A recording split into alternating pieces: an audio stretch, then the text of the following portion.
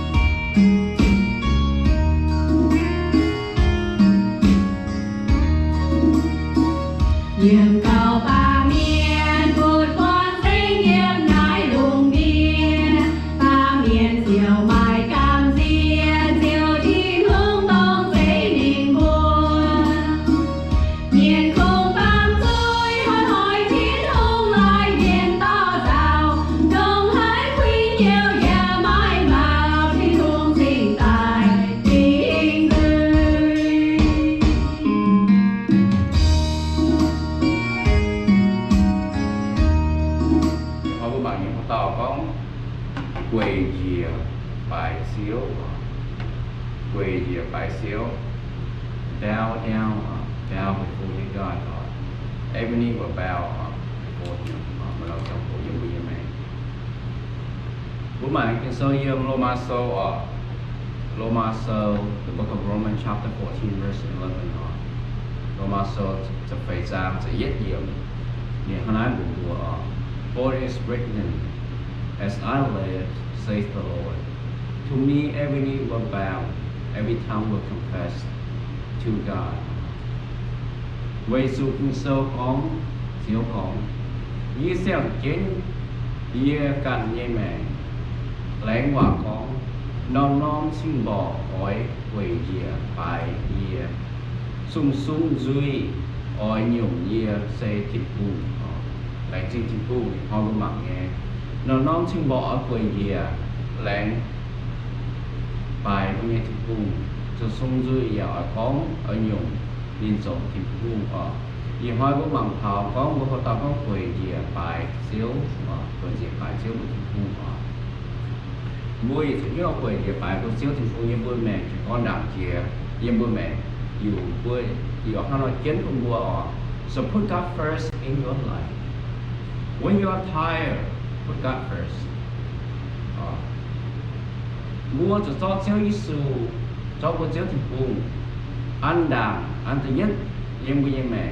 mà cũng mà xem hồ bữa quang sụp màu quang sụp khấu quang sụp giàu quang sụp dây nàn quang chủ bè quang chủ môn yếm bùi mẹ yếm bùi hiếu hình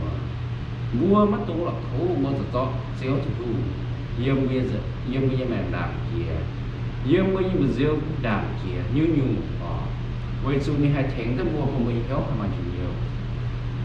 when there are so many things happening in your life put Jesus first put God first. No matter how many things you feel that's attacking you, how many problems come into your life, or how many joy and happiness you receive from God's grace to your life, put God first in your life. Bởi cũng bố mai trong những cháu cho kịp bỏ bùa phải, bố mai trong hôn nghe phú lộ thầm bùa phải, mà cũng một con số như gì em bùi mẹ nó trong bùa, bùa mất trong lập phú, cho chiếu thì buồn cho bùi xíu, cho chiếu thì buồn cho bùi mẹ. So still thì không trong cái tiết những yếm quy mẹ làm kia như nhung with all the stress depression and the problem happening in your life in our life we somehow feel we cannot make anymore we cannot take a step anymore we cannot get up anymore it's all the circumstance all the problem whatever situation we're facing make us depressed, stress us out. We can't sleep. Problem constantly coming, non-stop. Bùi mẹ mà sao bộ có hai mà hiểu giàu mà khuẩn hiếu mà cần nan mà bẻ nhu hát sàn để kịp bỏ trong đùa hát sàn là sa tán bền hết kịp bỏ trong đùa bùi như con xin hát sàn hay mà bẻ cái diệm ha mà mau chứ diệm ha mà khuẩn hiếu chứ diệm ha mà đóng khẩu chứ diệm ha một số hai bố mẹ khấu có thì hồi nó chẳng được chịu thôi thì hồi nó nấu tôi hoàng thôi hôm qua nghe khấu bẻ hôm qua như giáo hôm qua như muôn hơn hai chia cho mấy ngọ một số nào tôi chia cho hôm qua xuống khấu cả nó bảo tung năm hồ bố chẳng cái rất là khổ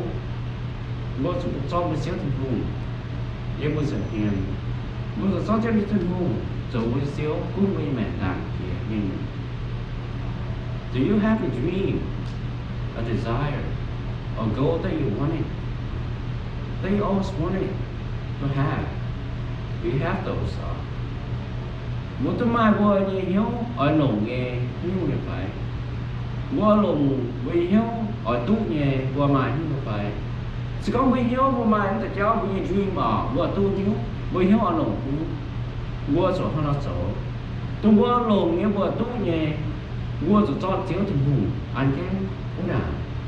mua lồng lốt mua cho chiếu ăn cái nào mua lồng béo mua cho chiếu ăn cái nào mua bèn lố mua cho chiếu ăn cái nào mua vì hiệu rau tương lai mỹ miệt mỹ mua cho chiếu thì ăn cái nào bố rồi gọi bố nhé mẹ mà kia ở tú lỗ mà nhán bố rồi sao con cho tiêu thì muốn cho nó vừa đã bố cho tiêu thì muốn ăn cho bố nhiều đã tôi muốn ở lỗ nghe bố ở tút nghe bây giờ cô thì sai bố đi dream God will provide God will bless you with what you need. Are you running low on finances? Good health, love, peace, happiness, joy. Are you running low on those? Do you need God to fill those up for you? Or put Him up first? Or put Him first? Bữa ní bữa hai mươi nhằn con đó nhá nhắn mà ta cọ là con cờ trả con bèo á bữa giờ hai bữa giờ bèn cái sản con xin nhá cho hai mà bèn cái gì hả mà giam cam giam chuối giam hang bữa sáu môn trái môn mà cáo ngó môn mà lên mà cái bèn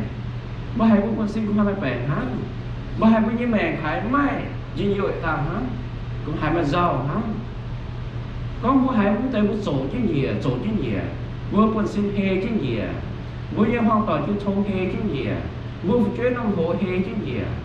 bữa chấm xuống thì em ai hắm như bữa giờ hoang tỏi bữa con xin là hén tài bữa giờ mẹ anh chứ nhiều tài mà chá tài mà làm khảo tài mà phải ngon tài mà làm hắm tài bữa rồi dỗ chéo thình hù dỗ như chéo bữa rồi dỗ chéo thình hù chế su nhưng bữa nhớ đảng nên sang hai chế phú chế bún bùa tôi mới chấm chủ nhé bún nhé bún xin mà chá nên hai thèm bùa bún bùa chéo như bún xin mau như số như bèn anh chứ mới giờ hiền số như bún xin anh chứ mới giờ hiền chéo chủ nhớ bún đảng nhé chéo thèm bùa bể chéo thèm bùa gió bún như hiệu giáo bún như khấu bún mới phải ngon bùa to ăn như chéo thèm bùa giờ hiền có chéo như mới phải ngon á như hiếu giàu hả như chuyến món quà như bèn vô hả như đó cô mất sinh nhà nè như mất lòng khảo á hôm nay tôi nhận bèn nhà cô mà mất rồi nhà giàu và mất lòng khảo như xóm thì hết chứ mà sẽ nghe nổ chứ thì không thể mới về muốn sẽ put God first on muốn sẽ quên gì à phải xíu sự tầm what do you treasure is on do you find your heart sẽ có một gì ở nổ nghe qua tu nhé trái nhé cái của tôi như trái chỉ em mua số lọ bởi vì mình gì mà lo sợ bị kéo này sẽ có sinh nhàn một phần sinh nhàn một chiến nó một đó cô mình một trộm một mắt nhàn một cana một kinh khấu một phần sinh nhàn trái một những hiếu ta sẽ hâm cái sinh nhàn nữa có một đó cô một chấm số cô mua lồng cô một những hiếu giả sẽ hâm cái cô má một tao lọ bởi một những hiếu như cô này còn nè một bởi vì luôn hàn xong cái này suốt đó cho nó gai mua như hiếu sản hâm cái nhiều mà mua như hiếu dâm hại mua lỏng bởi vì hiếu tổ như chiến cũng mua quá mua lỏng bởi vì hiếu à hay nó không xíu tình hùng mua như sản thì xíu su mình chiến cũng mua số lọ bởi vì hiếu nhưng mà sản thì chiến tình quá hay nó cũng một quan trọng là hại như sấy hiếu như xỉ là hại giàu như em như mẹ luôn hại như hàn quân sinh là hại như mau là hại mà bèn sắm mua như mẹ là hại mua ra hại là hại như mất lòng khảo là hại như cái nan mua số vật chiếu Giêsu yếm như mẹ vật chiếu Giêsu yếm như bèn vật chiếu Giêsu yếm như cái nan vật chiếu Giêsu yếm như giàu vật chiếu Giêsu yếm như luôn hàn vật yếm như dùng mua Giêsu chiếu Giêsu xây yếm như hiếu mua quần thì cháu vật giá sản ô như luôn hàn những chủ giàu rồi như chẳng chiếu Giêsu như ta cả những phụ của chiếu Giêsu nè chiếu Giêsu con nhé để hello hay nhiều chiếu Giêsu con nhé bèn hay miền hay gì bố nhé con xin hay hiến tài bố nhé hiểu giàu miệng gì cũng dù bia mà giàu cũng dù bia mà cầm gì sẽ có chiếu Giêsu dỗ như hiếu của người chiếu Giêsu kiến của như quên gì bài đi nó nóng trong hồ như mẹ Giêsu lóng quả nên nó nóng trong hồ như mẹ nhưng mà thái số tự luật sang phát phàm nhiều nhìn bố của con but seek first God's kingdom and His righteousness and all these things will be given to you as well. Câu lòng chén chìa mây bùa ai dù bún thì hung dầu chiếu cuốn mình bùa cả giờ ơi su e sinh nín nhé e nãy tay chú nghe cả nãy nín chiều cha thích không mày nãy chiến hay họ cũng có mảng nãy mà thay số nãy nín bố xin lo nín tung bố chém như nhủ nín thích con bùa bố chém chủ hám nín thích con bùa nín bố chém chủ xá nín thích con bùa bố chém chủ mà chính nhán nín thích con bùa nếu bố chém chủ bố hoang cỏ chú thô nín thích con bùa bố cho lo chiếu tình hùng cho mới chiếu tình hùng bố cho nín tại giết nhiều em bố mẹ tại giết nhiều em bố hoang cỏ tại giết nhiều em bốปัญหาtại giết nhiều em bố nhẹ phẻ bố cho quay gì phải chiếu tình hùng của tao rồi năm trong hội em bố nhẹ chỗ như nhiều em bố nhẹ mẹ. So thank God for the thing we need. We do not seek the thing that we wanted. Bố chém chủ nhé, bố sẽ có khung chim lò chứ bố chém cho ăn nổ nhé ha, bố tụ nhé ha. Có một khung chém bố không sao mình lò, bố lò giờ nổ như nhé giờ tụ nhé không lò mình chìm cái chìm cái này, bố không phải tụ. Nhưng mà bố chim lò chiếu chìm khung tung bố ăn nổ nhé, bố nồng lốt, bố nồng công, bố nồng bẹ, bố nồng béo. Bố bè lỗ bố xin mà chá bố xin lò chiếu tình hùng cho thành bố sò với nhà bè bố xin lò chiếu tình hùng bố sở túc con sầu bố xin lò chiếu tình hùng trong bể kéo con bùa bùa có muốn lò chiếu tình hùng đàn tình hùng hai xảy con bùa tình hùng hai bể bùa tình hùng hai con bùa bố chấm rồi mày bày ngon như bố nhìn nhớ bố chấm rồi bố qua phương mà con chó tổ sô bố lò chiếu tình hùng đàn muốn chiếu tình hùng hiếu tôi muốn chấm chủ nhé muốn chiếu tình hùng hiếu tôi con nên sẽ chiến hải em với mẹ muốn quay về bài nên được tao thắng muốn nhé bia đó nó sẽ hồ xây nên được tao thắng Yếm sinh dung sơ on Book of Psalm chapter 37 verse 4 the fact set down for you also delight yourself in Yahweh and He will give you the desire of your heart ôi Chúa hãy lo chiếu như ông lò nên sự chiếu mây nhẹ hiếu ôi xây quân mây hiếu yếm hải mây hiếu yếm thịt buông mà có mây lo chiếu thịt buông quân chiếu thịt buông là non mà nhẹ mẹ nó trong hồ mẹ như nhu yếm mẹ nên sự xây tu mày hiếu ở tu mày hiếu ở tu mày hiếu ở tu mà phải con mày hiếu ở tu mà chịu hiếu mày hiếu ở tu mà nhẹ bèn lỗ mày hiếu ở tu mà nhẹ mô tỏ nhẹ bèn lỗ mày hiếu ở tu bàiคุยเยี่ยมตาbây giờคุยเยี่ยมทำมาต้องเป็นสามความใจนานเข้านานทำมาโจมหายาเข้าหายาmày hiếu ở tu mà cho chiếu tình huống ยี่ยมmày nhẹ number one put God first in your life put God first in all circumstances everything that you need put God first He will bless you what you need what your heart desires so confess your faith to God and you will receive the glory of God quân tình hiếu tu mà nhớ xem phim mày đã ai hắn đi mày mà nên tao sống thì chiếu mày khảo nên tao nên sự quân mà tức còn được rằng là bố quang xuống nhé bèn mà nó sẽ hổ phái bố quang xuống xây nàn phái mà nó sẽ hổ phái bố quang xuống khấu như bố mẹ sẽ hổ phái bố quang xuống bố như mẹ mau chuyện sẽ hổ phái tụi nó sẽ hổ bố to bố như xem phim con chéo tình hung mà giết khao tình mới được tao giết xiên tình mới được tao hắn tung bố mẹ bố mẹ phim bố biến tung bố mà xiên có giết xiên chéo giết được tao nó là bố biến mà con chéo tình hung hiếu tôi có nên cái bên mình chéo mà nên sự bố mẹ tôi còn chẳng là con tôi còn mình chẳng là sẽ có một bố biến ya như vậy nó bèn vô hả nha mà miền hạ hố như nó vô ông thải có hiếu nó tại nó mình hôm mình đó mà cho những hôm tao hôm cái bèn luôn á mình xiêm đến những lòng rảnh lo nhẫn những lòng rảnh lo mình hiện miền chỗ những chỗ được quân như xiên như cháu chỗ đi lòng thế là mình hiếu không biết trên hôm quả mình mất xem phim mà mình khảo thì mình xiên đi mình phải chút xíu mình phải chút quả gì chẳng là giống như này you wanna be able to see His glory His grace in your life if your faith is not firm in Him we all love Jesus but sometimes we got lost in the wilderness of suffering and forgot to put Him first in our life. Bố ta ta sẽ chết trong hồng miền, bố hám chữ Giêsu là của ham nên số bữa xíu thì cũng là bữa nhiều nên số chiếu thì cũng là bữa nhiều nên tại những sự trả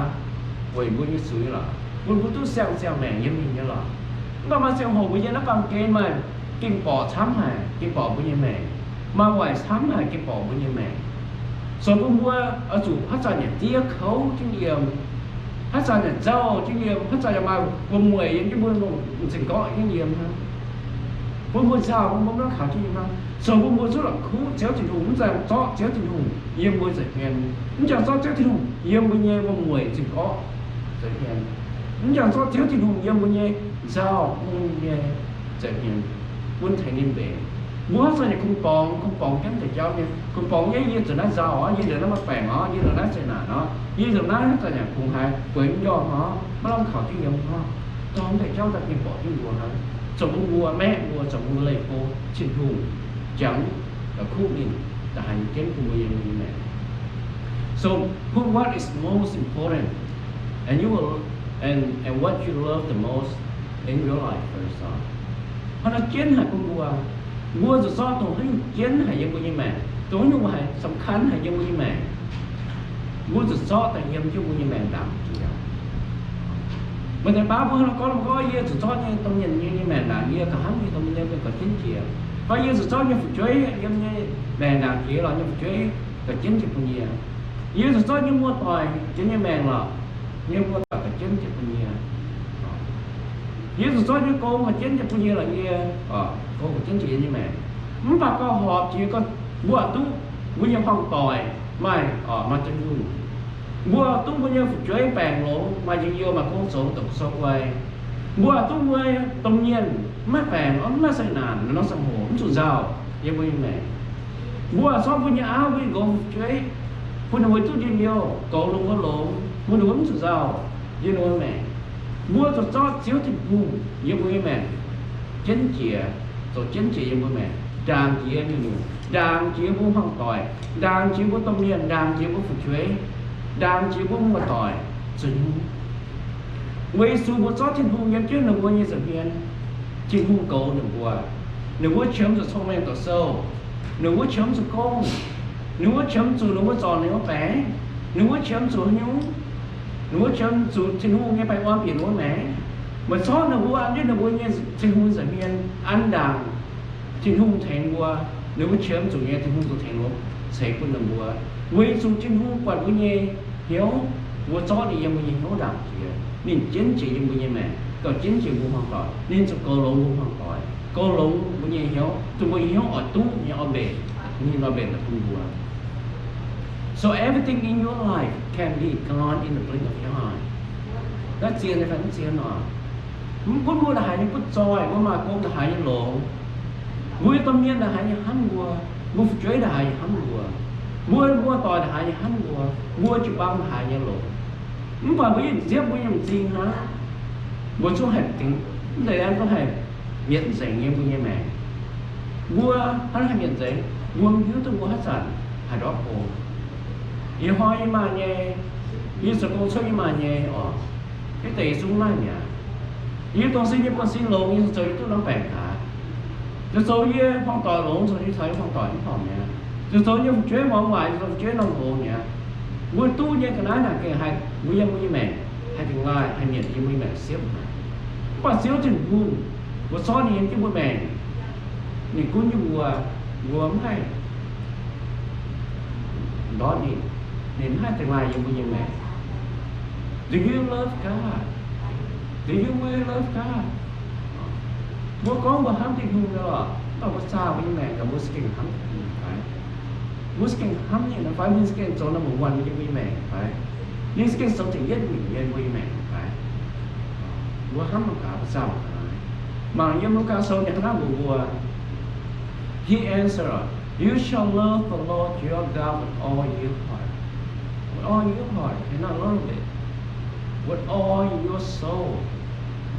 all your soul with all your strength and with all your mind Luca số đi ngủ có quá tao thì xem tao ở sự lông sinh hiếu lông sinh bao nhiêu hiếu lông sinh sẽ có bao nhiêu sẽ lông sinh chá có bao nhiêu chá cũng mà trong ngủ con trong mau hả bố mà anh tiên như cha vợ lột sụn thì như cha lông dây mới sông mênh hắm xíu mày nhẹ thì bố như mẹ bố sụn hơn bố sụn lông dây bố ma như nhiều và bố mà chia tháo cho mà bố sụn lông dây hắm xíu thì bố sụn lông dây bố chơi hắm một xíu thì bố sụn lông dây bố tôm nhìn hắm một chơi thì bố sụn lông dây bố không tỏi hắm một thì bố tu nó bố hắm thì bố tu bố hắm thì xíu thì bố sụn bố number one chiến phải như mẹ most important in your life như mẹ họ the love to your God must come from your heart. It must be real and genuine. Bố hám trên thủ này ở chỗ riêng nhé rồi riêng nhé cho con có gì xem cháu thì hùng nha gì hám cháu thì hùng no không phải ô gì xem ý miệng đó là phải mình chơi là anh nhân họ là gì hám cháu thì hùng á không phải bố như bố hám cháu thì hùng kinh nghiệm số hám như chân nhiều bị hiểu suốt cái trình dạy nhé hám bố xem có cháu thì hùng tài như cha bố như cái trình dạy xem bố con có xiên hao thì bố quăng chụp bèn bố hùng biết nè quăng cho xây nàn bố hùng biết nè quăng cho khấu bố hùng biết nè bố biết sao lại bài sao bố bảo chúng xây cái hùng mới đang quăng xem cho tổ họ giáo bố xuất bèn mình mời như hiểu cái mình nè bố ứng dạy bố hám cho chụp hùng chỉ kinh nghiệm mình hiểu suốt kinh nghiệm bố xin dạy mình hiểu suốt chỉ kinh hám mình sometimes life is so hard that we can't bear to live. We can't bear, we don't want to live. Mà xã hội giống như mẹ cái xiang hay cái khấu hay như mẹ. Một số hàng mà xiang hả? Khấu có xiang chỉnh, xiang cái bèn là nói xiang cái là nói trùng, xiang cái là hát ra ngô hẳn cái gì, hát ra mà dây nàn cái gì, hát ra mà chào cái gì đó, chỉ xiang chỉnh luôn. Luôn ngày là nói hàng, mà đây là gì cho hàng đốm thảo luôn. Đốm thảo muộn như đồ trang phải mà vui như mẹ mà sao một thành phố mà sao một sao tán cái bỏ như mẹ nhưng mà vui chẳng cái mua tụt chó trong vùng giống như là một hoàn như mẹ là put God first vui như sầu chiến giống như mẹ anh chứ vui như mẹ như thành một bể cô muốn dùng mẹ hâm không ai cô muốn dùng giàu không ai so don't let your heart grow distant from your God. Hana nó pun mình mất tung pun mình như bật diêu mất tung pun mình hiếu mất tung pun mình xem phim lệ cô xíu thì phù mình như xíu thì phù mình như bật diêu mình như hiếu mình xem phim nó sẽ gọi là quê kia phải mình xíu như sự tao hả nó sẽ khổ pun mình yếm đà mới sẽ hiền mấy quê kia xó một con tỏi như như xíu thì hiền yếm Hebrew so như khá buồn without faith it is impossible to be well pleasing to Him. For he who comes to God must believe that He exists, and that He is a water of those who seek Him. Sẽ có miền mãi xem phim mãi hay sầu quân thì hung hãy quay xuống hải tao ló thì hung ở chỗ xiên cha kinh mai thì hung nghe mua tao xiên thì hung nhiên mua tao cao chiếu à thôi như tỏ như vậy chiếu à cũng như con xin mà cháo chiếu à thì sao có như một người chiếu à yếm mắt phải như giàu như quyến do nhà chiếu à như khấu mà nhà như chú được nát khấu như mẹ chú được nát bệnh chiếu à mấy cái xiên với tao cao phùng phun được như mấy cái xiên nhìn thấy mình bể nhìn thấy mà xóa với con người nhìn thấy mà xóa với bệnh lộn nhà mến rồi rằng anh có phàm có như bạn những con xin là nó khó như mẹ là nó nhắm kỹ như đó con xin nào như đó như anh rằng nhà giáo cái gì muốn cái xiên không nói này muốn cái xiên thì qua trò như mẹ sẽ phút mua như mẹ muốn cái xiên vui như hiếu rồi mày dùng xuất tài vui như hiếu rồi hôm mai xem xéo thì không như dùng xuất tài mua bao dùng xem như lấy chân xéo à mày thấy như bể như văn hóa thấy như bể như vậy thấy như bể như sĩ nhiều giờ xiên thì không thấy gì nhẹ cũng lồng hiếu lọ thì nhiều quá tại miền họ if you love Jesus you will put Him first if you love Jesus you will put your heart before Him sẽ có mày hâm cho thì đủ mà hâm Giêsu mà cho nhìn cho thấy rất nhiều như này sẽ có mấy cái hâm cho Giêsu mà cho mình mà dìu hết cái này sẽ nhìn lúc mặn cái mặn đi mặn còn mấy mà dìu nên sự mang quản lý can như hiện á quay số này giống chúng mình có dịu mấy nhé mẹ con sụt giáo con sụt ẻn con sụt mất lòng khảo chiếm sụt những như mình này cho chiếu đi su ăn chiếm tụi mình chiếm sụt này mày cũng mà phụ chuối tổ số mà trong này cho chiếu đi su ăn thì được luôn mẹ cũng một tổ số mà trong mình hết đàn mới chiếm sụt công chiếm sụt một bèn lỗ chiếm sụt một nhân giao tương lai những miệng ý chiếm sụt mấy con người những chỗ mình cũng chỉ có đấy gai mình gió ăn những chiếu thực nhỉ gió thì chiếu thì hiện thế này thầy đã chiếu thì phụ cũng mà thành on tôi biết xin mà thành on tôi muốn mà làm thảo diêm mình mẹ nhiều hơn mà thảo quỳ gì phải chiếu rồi nó xin bò nó sang hồ bớt cho quỳ gì phải với chiếu thì who are to put God first in all circumstance, every situation. What our heart want, what our heart need, put God first. He will bless you what you need.